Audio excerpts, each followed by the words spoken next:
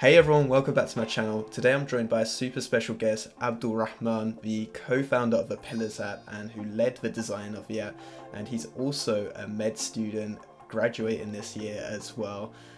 Today we're going to really dive into the design of a Pillars app as well as discuss how to form the habit of prayers whilst designing the Pillars app and look into other really interesting topics like increasing the diversity and inclusion of design and more. Without further ado, would you like to do an intro to yourself, Abdul Rahman? Yes, I come. Thanks for having me on your channel. You kind of quickly summarized it, but I'm a medical student by background. I studied at University College London. I'm graduating in about a month's time. And my co-founder and I, Dalia, last year, we launched the Pillars app just over a year now. And I'm hopefully starting as a doctor in a month's time, but also co-founding and building Pillars.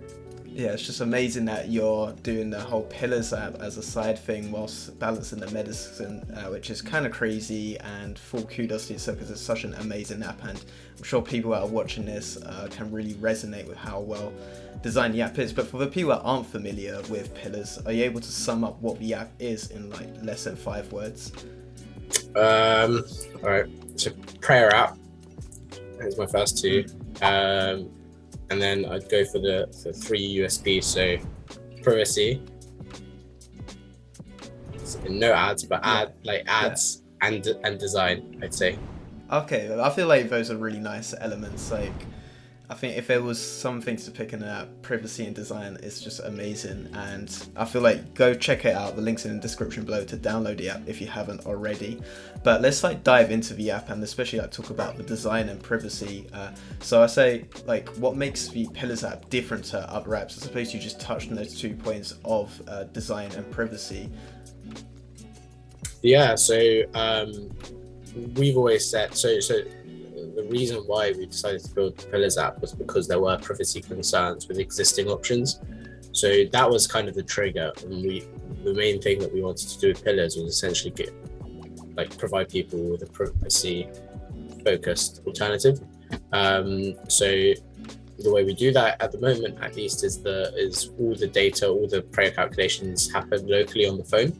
We don't store location data. We don't have that kind of a back end where that's calculated and stored. It's all done on the phone, and that way we essentially don't have access to people's location data whatsoever. In terms of the design, we've tried to make I've never really enjoyed the experience of using prayer apps out there over time, and I think a lot of people would probably agree with that. I think part of it is the ads that you often get when you open prayer apps, but actually not just the ads, but the actual interface itself isn't always clean and simple. So that was something like we were, okay, we're going to build a prayer app, we might as well make it as good as possible, right? Not just privacy focused and nothing else. So we gave it a lot of attention. We thought through, we wanted it really to be able to be used, design to be appreciated by also the older generation and the younger generation. I think that's the difficulty, right? You want a really nice minimalist design that the younger generation will like, but also you don't want it to be too minimalist where older people are struggling to navigate around the app, etc., etc. And obviously we need to cater for that entire age range of people who are going to use the Pillars app. So yeah, those are, I say, are two of our biggest kind of focuses, and I think why people like to use our app. Yeah, I think those are some really important topics that we can dive into, is that there's such a diverse range of people that you have to cater for.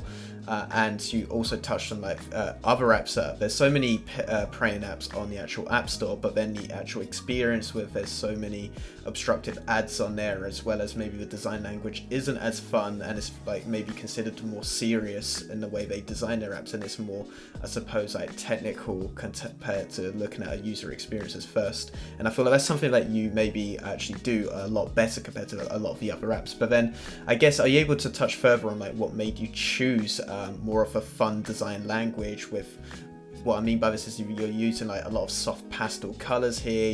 You've got more like fun illustrations going on, something you don't really see too much on other apps. Like we look at the home screen, for example, on the Pillars app, you have a little sunrise that goes across. You have like some trees going on, and then in the evening you've got like nice illustrations of like the moon and stuff. Like I think that is like really nice. But what actually made you choose this direction? You knew like this was like something we really want to do. So I think part of it was about keeping things as minimal as possible. So actually, if you look at the design itself, there aren't that many shapes involved with each element. Like even the sun, it's basically 3 circles with the diameter expanding and retracting. Even the trees is basically a triangle sitting on top of a rectangle. So there was that element of it, of just trying to like less is more, right?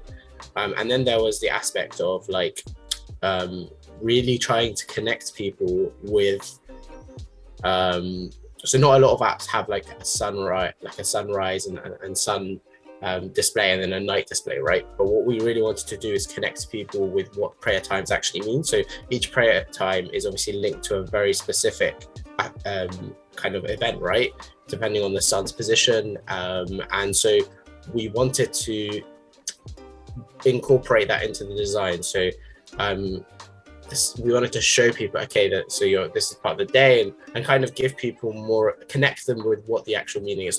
It's not an abstract timing. When we say that the Dhuhr prayer time, the kind of afternoon prayer time is 1:34, we didn't want it to just be abstract. We wanted it to be more of like, this is part of like the sun's position, and that's what the whole reason behind the little tracker where it showed you the kind of position where we are in the day at the top of the prayer page. So we want to go further than that. This was kind of our first thing we wanted to do to show that. But I think over time, it'd be really nice to do something like, because the way that prayer times are calculated is based on the sun position and the shadows position, is show people that in a sort of graphic way, and maybe like animate it somewhat. But I think this is a really nice way for people to think, okay, these are what the prayer times really mean. They're just not just randomly generated times in the day. And I think that's important for people to remain connected. Like in the past, people, the way they calculate prayer times by actually looking out and looking at the sun and seeing where the sun is on the horizon. Now, obviously, we've got houses, we're usually in built up areas, we don't have that same advantage, but at least we can do something to try and connect that with the app. Yeah, I think for someone that's actually viewing this and maybe they're new to design, like what I think is so clear and coherent when talking to yourself just about this is how intentional you are with the decisions you've made. About, you mentioned like you're using a simple amount of shapes, as well as like the motion that you do. For example, the sun is so subtle and that works so well. I guess like when we look at the actual homepage of the prayer app, like, do you say like the main intention is here to actually get people to understand when the next prayer is, or is it more about actually get them to establish the prayer times throughout the day? So it's like the main objective of the app is literally just to get people to understand like the actual times of prayer, or do you feel like there's more when you actually intentionally like designed this like homepage? I think at first the prayer page, so it's changed a bit since we launched the app. So initially it was just literally giving you the 5 prayer times, sorry. And so you'll see that at the bottom, at the top it would just say prayer. Now what we have is at the top it will say that the current prayer time, and beneath it will have a countdown until the next one, just to let you know that how long you've got left essentially. So I think now it's moved from the kind of bottom half of it being focused on giving you all the information. Some people want to plan in advance, they're traveling, or they want to check for tomorrow. And then at the top, you get that instant snapshot of, okay, this is the prayer time and this is how long we have left. Now, the top is more kind of instant information that a lot of people would want to have during the day. So these are the sort of things that lend themselves to like a widget. So you can imagine like the top bit being made into some sort of widget, or now with the iOS 16 update, you can now put that on the lock screen as well. So that's a bit exciting for us. But yeah, I think that we wanted it to be kind of like an all-encompassing, gives you that snapshot of where you are in the day now, but also gives you the kind of lowdown for the rest of the day. Yeah, I think So when it comes to actually, you talk about there's like widgets, and then there's like actually going into the app, but like it'd be interested to dive into like where do you actually see as like the main like entry point of like getting people to actually go into the app to be reminded to actually go for prayer? Is it something that where people are more relying on push notifications here, or do you see people actually using like widgets a lot on their I guess on iOS now you can put these on your home screens, in the future on the lock screens as well with the new updates? Or do you just see more people actually just going into the app and then making that mental note? Like how have you like gone about like this main flow or like persona of like finding the right prayer, like being reminded to go like for a prayer here? Yeah, so I think the vast majority of people, there are different types of users. I think the vast majority of people like to have the notifications, and that's how they kind of keep track of the day, right? They see the notification, they know that now is the time to pray. Um, there are some people who are essentially completely reliant on the widget. They'll literally have the widget on their home screen, and they might not even open the app very regularly. Um, I don't know if that's if that's probably the intention that we had in terms of the widget. I think the widget is more supposed to be for that snapshot for the where the where we are in the day now, kind of like what I was saying earlier. But I guess that's how it's played out.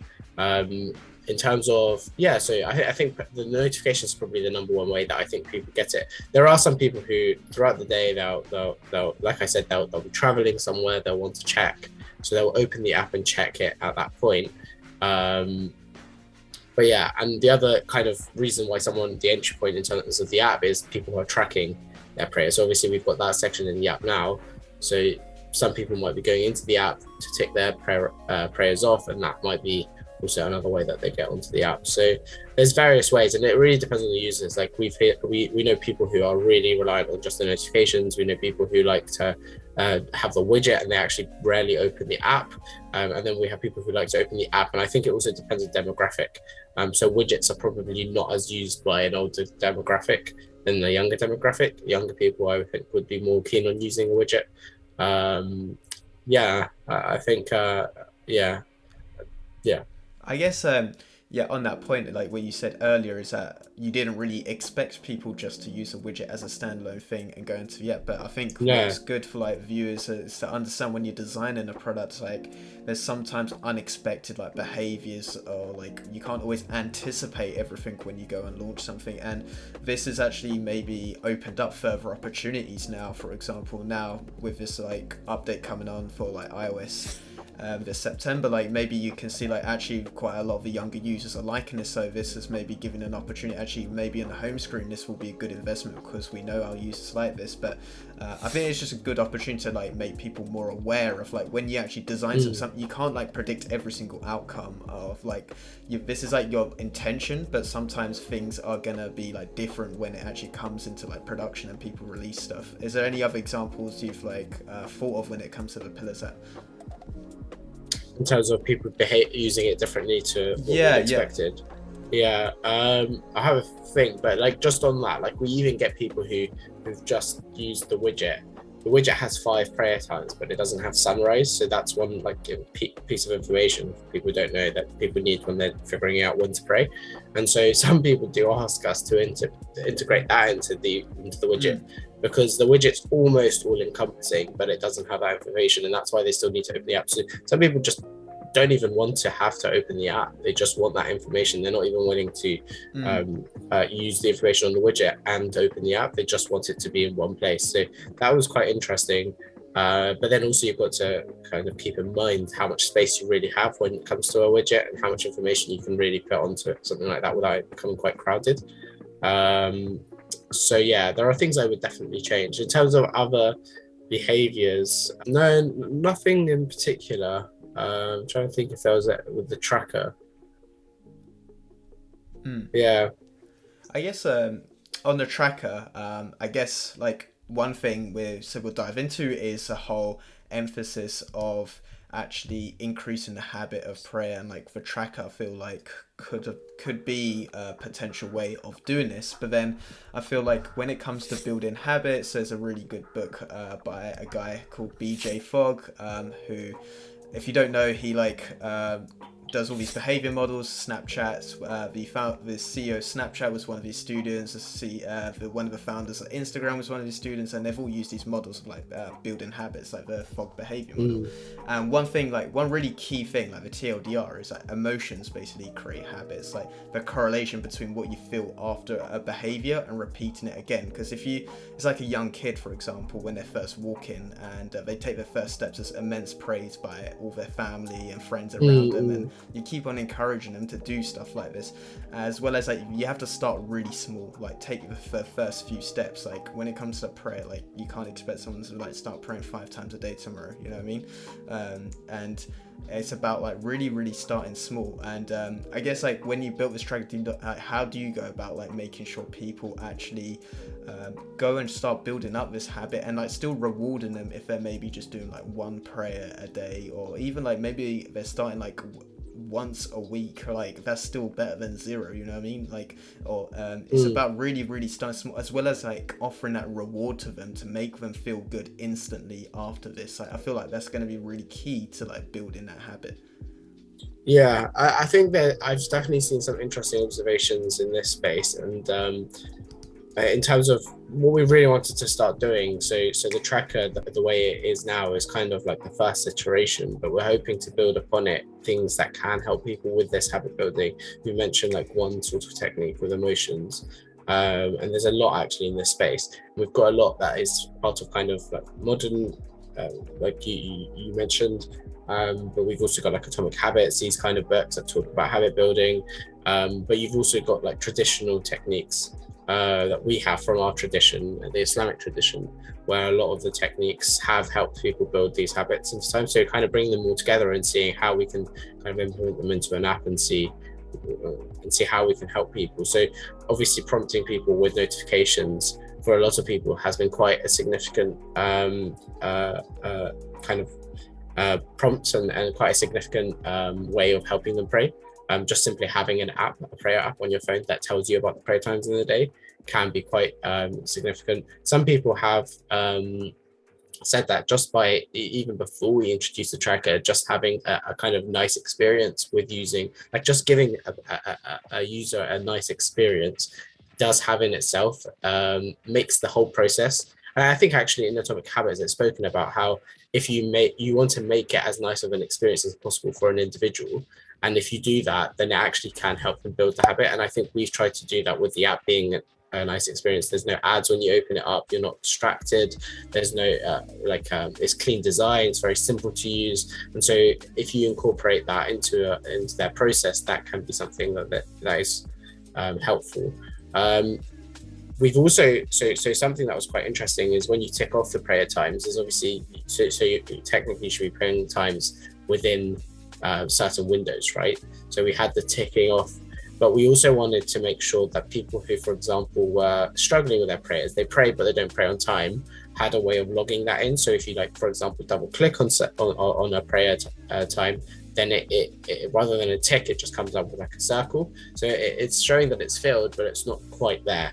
And I think that's a kind of say acknowledging someone's effort, but not saying that they're completely there, because that's also a misleading indication. So we've tried to do that. We could have just done it so it was tick or nothing, and I don't think that would have necessarily helped reach our goal. And then at the bottom, we've got like a little kind of streak system going, and this is really feeding into the people who use Duolingo are probably very familiar with streaks, and a lot of like habit building apps and kind of everyday apps have this. And so one thing that we found recently, so we have the streaks and it shows the last kind of week, and then we just introduced a new one, which is kind of the like GitHub grid, where it has like the dots and it shows I think about 40 days, and it shows you how you've been doing over that period of time. Now that's over a much bigger time scale, and we actually had people reaching out and saying that they wish that the default thing that they were shown was actually the 7-day, because what happens is people do get into the habit of it, but then they might slack on 1 or 2 days, and so when they see that kind of bigger overall thing, it can be quite disheartening for them, and so they would prefer a smaller time window in immediately that they could see, so that could encourage them. So I think these are like small considerations that you don't think about too much when you're designing, but actually do have an impact on someone's behavior. just then someone being able to start afresh that week and seeing that all the rings being filled up is a lot more powerful than someone seeing a huge kind of blank space with just a few dots at the end. So that's something we'll be doing, changing back in the next update, for example, to show that as a default. I think those were my experiences so far with the tracker, and I think there'll be a lot more with when we bring new features in. Yeah, I think the tracker is going to be a really powerful feature, and it already is. And I really like the illusion there of Duolingo, because they do things so well of trying to make people form habits. Like you mentioned, they have the whole streaks model, as well as they do a lot of gamification there, like competing with like friends, and there's a whole host of other things that they do as well, like rewards of a tribe, which is where you can compete with your friends and having a leaderboard. But then when it comes to like prayer, like it should be more of an individual, like sincere thing. I feel personally of like really you're just trying to like get on top of what you can like personally do, and it's more of a personal thing as well. So I guess like how were you going about? That was a challenge actually.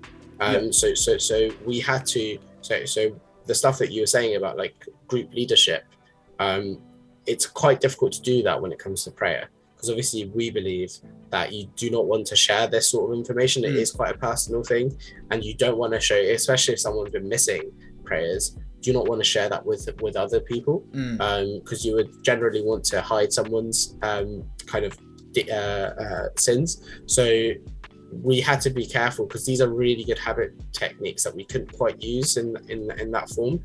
And so those were considerations that we were thinking about going into the future. How can we take advantage of habit building techniques without compromising someone's kind of personal faith and exposing them beyond what they would want to be exposed, even though it might actually add peer pressure onto them to try and beat their friends or equal them.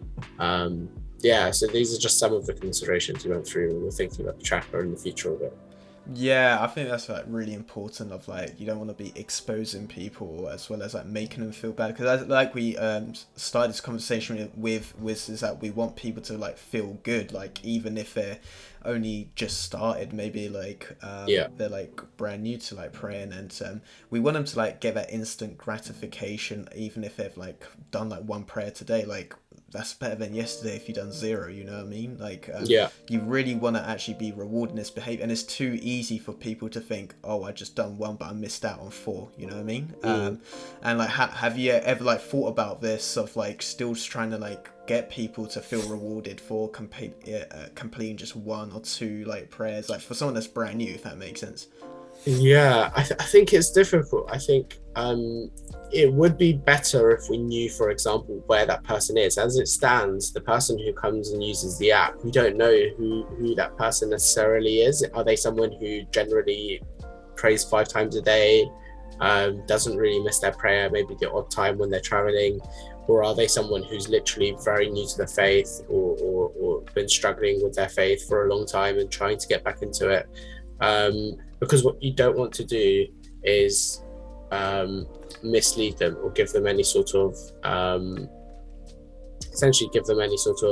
false reassurance, but you also want to say well done, if that makes sense. It's a really delicate balance, because especially when you're dealing with something like this, where there's 5 prayers a day and it's supposed to be compulsory, all 5.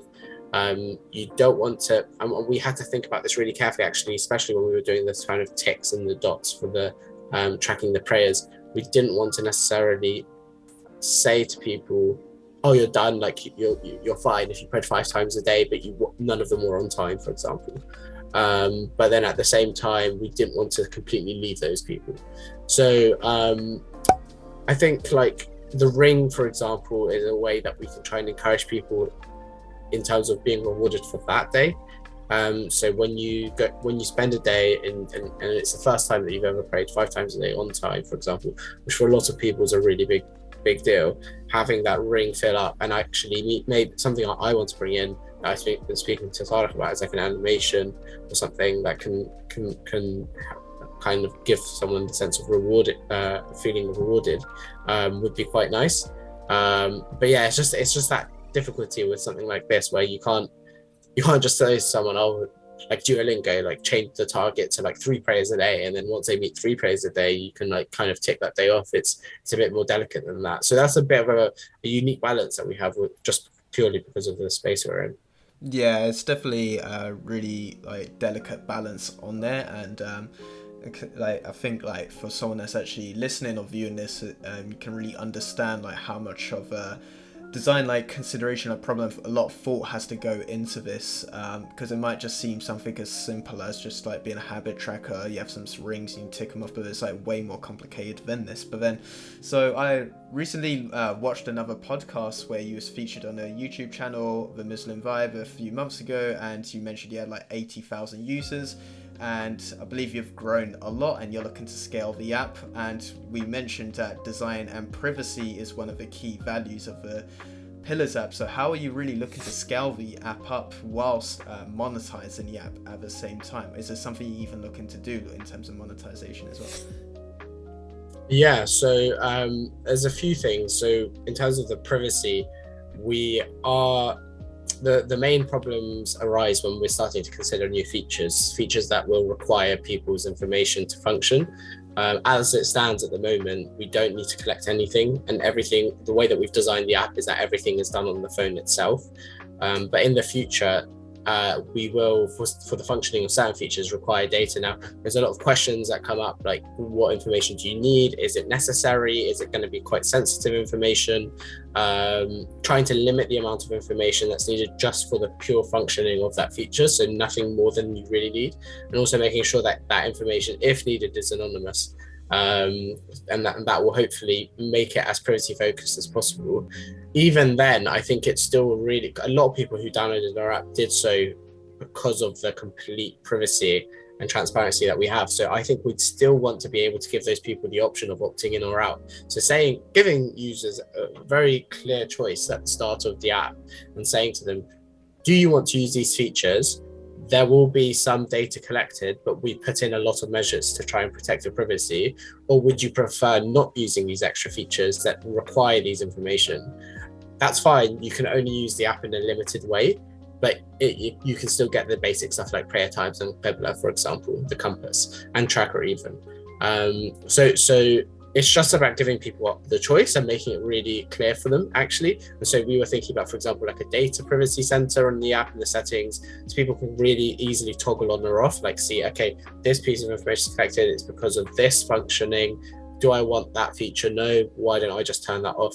And they can do that kind of for individual things or just turn it off. Also, I think taking a very Apple approach, I guess, with privacy and giving the users a lot of control about what they want tracked and what they don't want tracked, if that makes sense.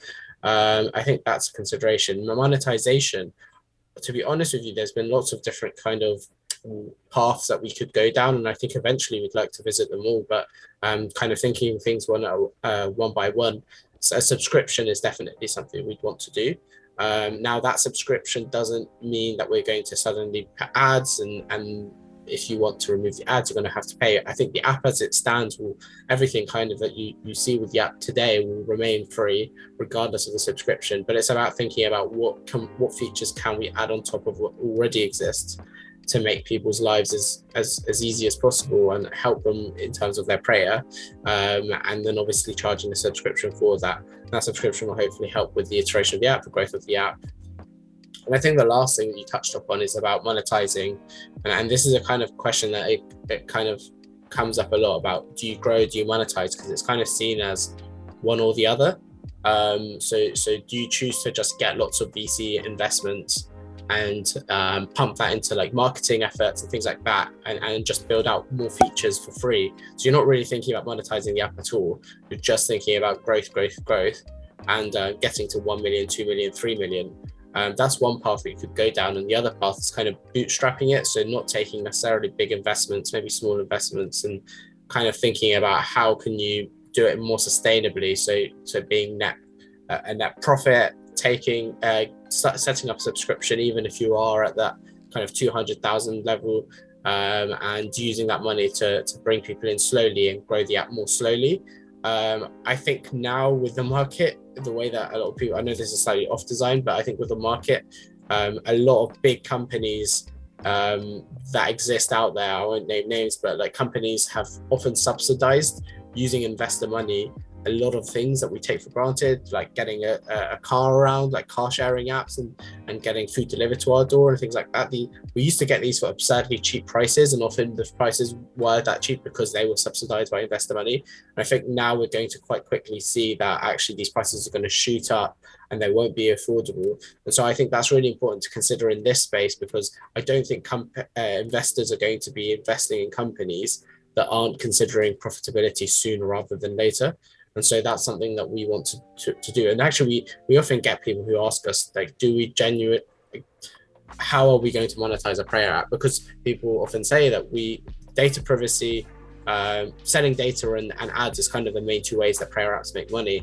And so we've obviously said that we're not going to do either of those things. So how are we going to make money now?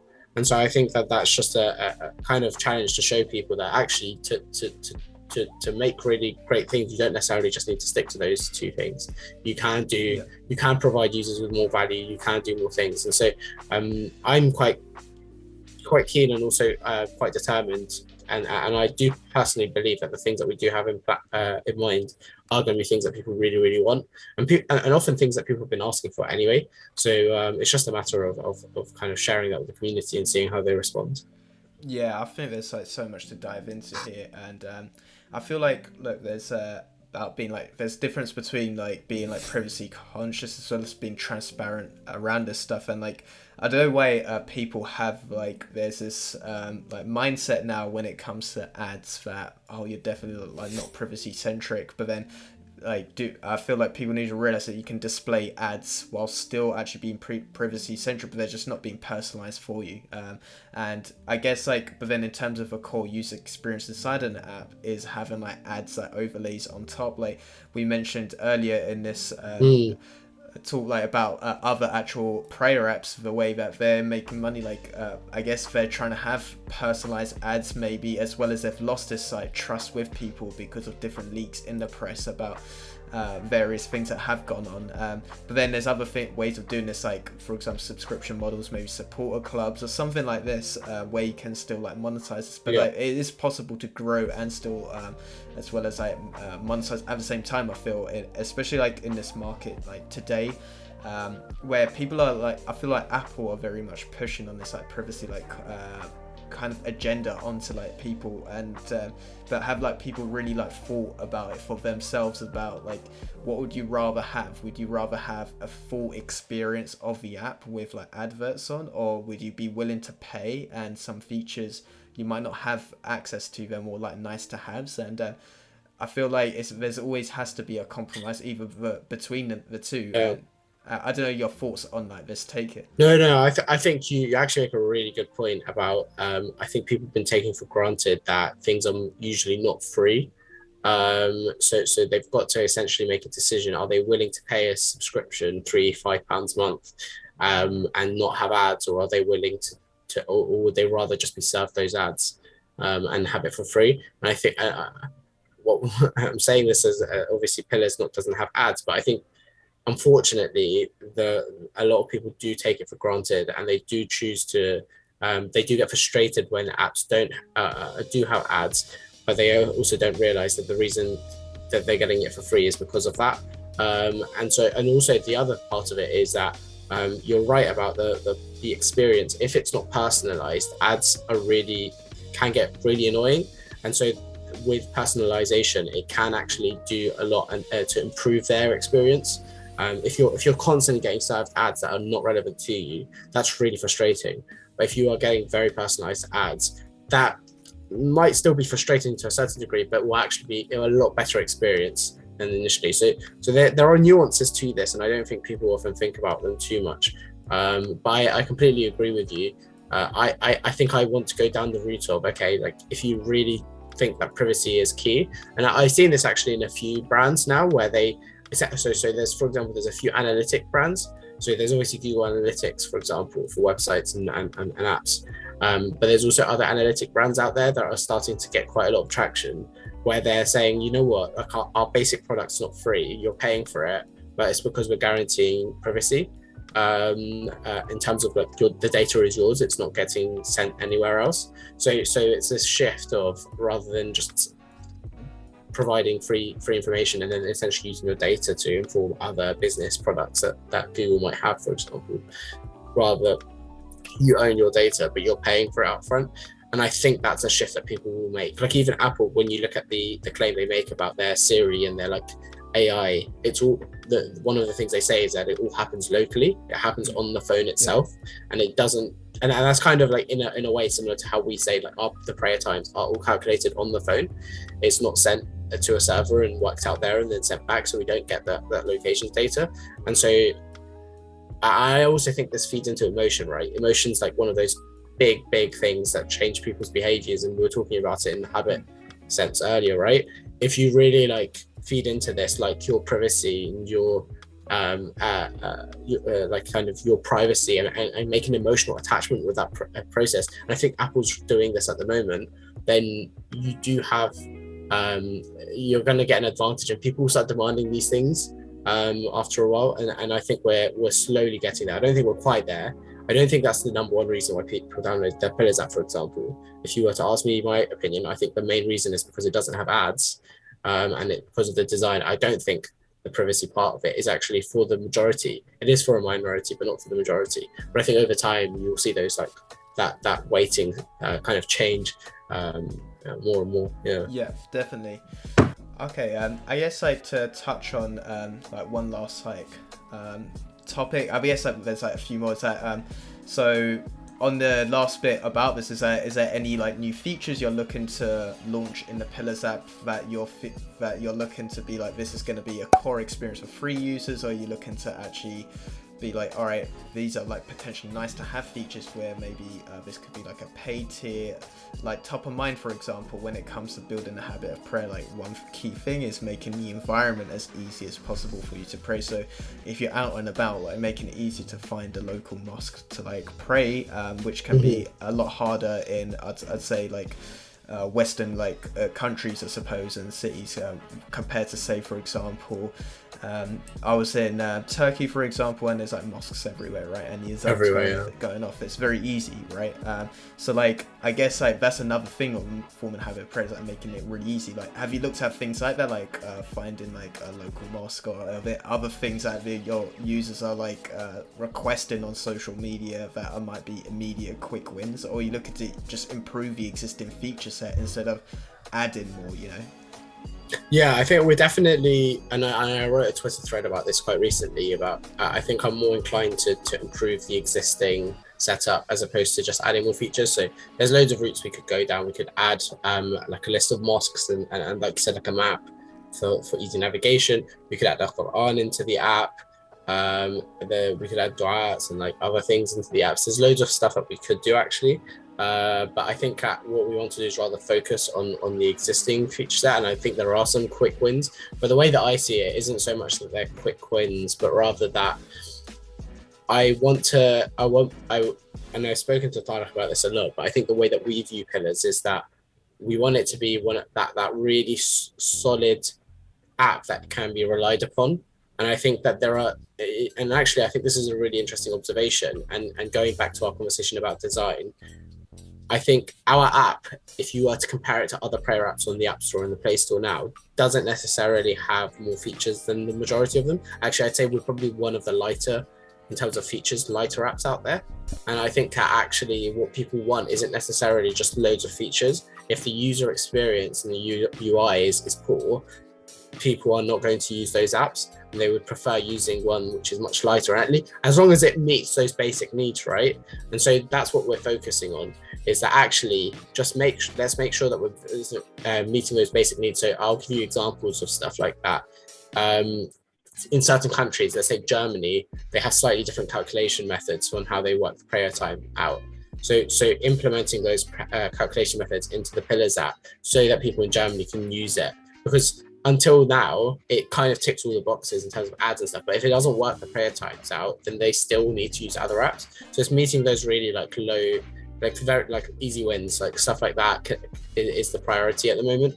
But in terms of features, I think there are some things like, for example, reminders, 15-minute reminders for prayers. So people have asked us for that a lot. That's one of the high, like if you look on the feature requests that we have, it's one of the highest ranked ones. A fasting tracker is really highly ranked. These are things that do link in with what we're doing already, and I think we can implement them. So yeah, we're definitely going to go down that route of rather than just adding more and more and more features, it's just making sure that the existing offering is as solid as possible and is applicable to as many people as possible, and doing that before we go beyond. And I used Apple as an example, Apple and Android, because I thought Apple for a long time was actually lagging behind Android for features in terms of what stuff you could get with the iPhone. Like NFC took ages to come to iPhone, and even then it was limited. And so these sorts of things, even though Apple was behind, when Apple did implement something, it was really, really well implemented. And so people, the user experience associated with it would be really good. And so that's why I'm trying to, as much as possible, take things a bit more slowly, but make it more well thought out. And I think that's really important for kind of the UX UI world, because I do think that ultimately those people will win over a bad experience. But just, I don't think first mover advantage is as big of a deal as people make out to be. Yeah, I think what you touched on is that having that light experience and doing that really well is really underlooked right now, to be honest, because the common thing that people think about is just trying to build upon, adding new features, and basically making sure you don't lag behind the market and fall behind too quick. The reality is that having that really good core experience, or it's like a good example is like fintech banks. Like 5 years ago, what made them so popular is they differentiated themselves of having such a good user experience compared to traditional banks. But then one could argue today the traditional banks have finally caught up and their apps are just as good, or if not better, you know what I mean? But then it's up to those fintech banks to carry on iterating and like improving on that existing user experience. I guess like the last thing like we'll talk about, which is related to design, and it's more around like, do you feel like from like diverse backgrounds, do you feel like, because like obviously this is like such a diverse app, like I know it's like very UK centric right now, Pillars, but like there's so many different types of people when it comes to design as a profession, but it's not as popular, I'd say, even working in big tech amongst like Southeast Asian communities or even like BAME communities. Like, do you think there's a lack of appreciation for like good design, or do you feel like, I know we've touched on like people seem to download Pillars because of like the differentiation of the really good experience? Do you feel like people actually really understand this and like appreciate this, and when you actually went out to like design any app, you like really felt like this is gonna be like our big win, and like the community really understand this? Or do you think it's more of a younger, like older mindset of it's like cultural like shifts and like problems here? Yeah, I definitely think there is an age, like a demographic thing, because when I've designed stuff in the past, and I've shown my mum and dad, for example, and they've been like, they've hated it. They preferred like the old one, and I would look at the old one and I'd be absolutely horrified. Like, how can they think that that's nicer? So I definitely think there is an age aspect to it. I think if you ask people what they like, or generally from what I've seen, the feedback is the younger generation. So I'm talking about obviously the kind of BAME community. The younger generation really appreciate the thought and design, and like kind of the style of the app, as well as the like kind of like simple aspect to it.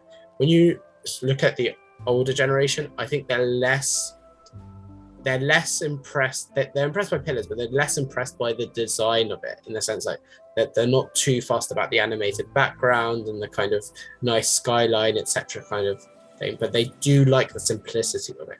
The simplicity of it is what makes them prefer Pillars. So it's a bit of a nuanced difference, but it is different.